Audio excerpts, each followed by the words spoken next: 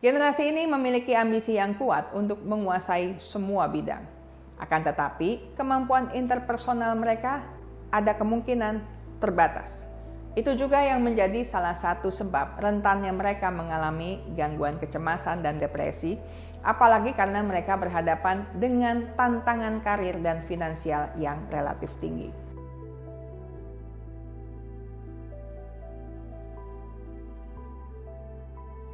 Kita masih membahas mengenai karakteristik berbagai generasi. Khususnya untuk generasi Y, saya membagi penjelasannya ke dalam 2 video. Dan ini adalah video kedua tentang kaum milenial. Para milenial dikenal jeli dalam melihat suatu peluang, terutama bisnis dengan konsep yang lebih inovatif. Mereka optimis, percaya diri, high achiever, juga risk taker. Itu sebabnya angkatan ini lebih mudah meraih kesuksesan di usia muda.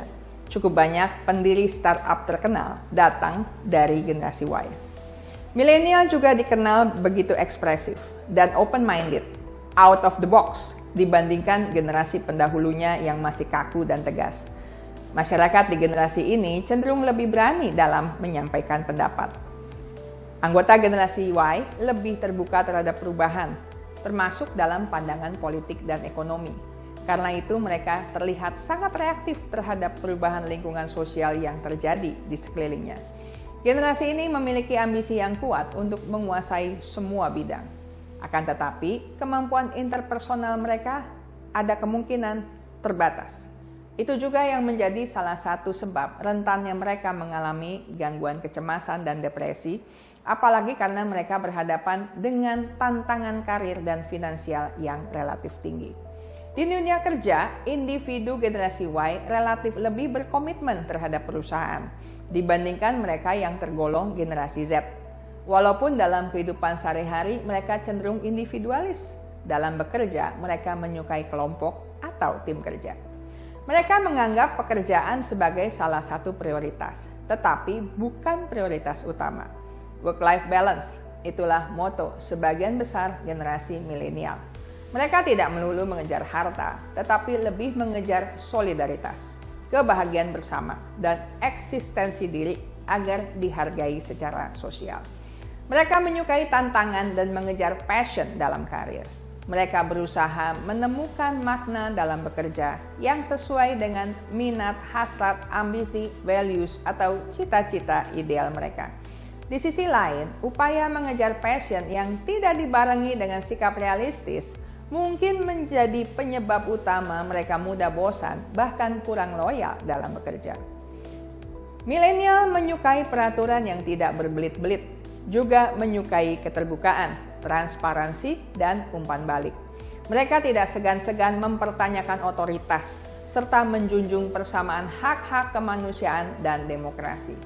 Milenial memerlukan lingkungan yang menyediakan ruang gerak bagi mereka dalam menciptakan makna lebih bagi pekerjaan mereka, serta umpan balik yang mendorong mereka terus mengembangkan diri. Selain itu, generasi Y mendambakan sosok mentor atau partner ketimbang figur otoritas yang hanya bersifat satu arah. Generasi milenial memberi kekuatan yang besar pada jumlah angkatan kerja, tetapi juga rata-rata masih belum memiliki tingkat finansial yang mapan. Hal ini membuat generasi milenial lebih memilih menunda pengeluaran dalam jumlah besar, seperti menyelenggarakan pesta pernikahan besar-besaran atau membeli rumah secara tunai. Di sisi lain, sepertinya mereka kurang mementingkan kepemilikan barang, asalkan masih bisa mengakses hal yang dibutuhkan. Sebagai contoh, perkembangan transportasi daring menunjukkan generasi milenial merasa tidak perlu membeli kendaraan karena mengurusnya lebih repot ketimbang tinggal klik pemesanan di aplikasi. Mayoritas milenial lebih memilih melakukan transaksi non-tunai. Karena itu segala produk e-money alias uang elektronik diterima dengan sangat baik di kalangan milenial, demikian juga dengan aktivitas belanja online. Tidak hanya dalam dunia kerja, ketika berbelanja pun mereka tidak mengutamakan loyalitas pada brand tertentu. Saat ada produk yang lebih bagus dengan harga yang lebih reasonable, generasi milenial dengan mudah akan berpaling. Demikian juga jika ada produk baru, hasrat ingin mencoba mendorong mereka berbondong-bondong mengantri, apalagi jika ada diskon. Sebagian besar konsumsi media generasi milenial adalah televisi. Namun mereka telah beralih ke layanan streaming berbayar seperti Netflix dibandingkan menggunakan layanan TV kabel yang konvensional. Generasi milenial juga memiliki perilaku senang berwisata.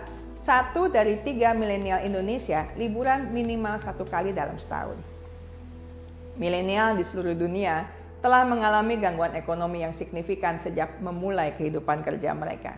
Banyak yang menghadapi tingkat pengangguran kaum muda yang tinggi selama tahun-tahun awal mereka di pasar tenaga kerja setelah resesi hebat dan mengalami resesi lagi 1 dekade kemudian karena pandemi COVID-19.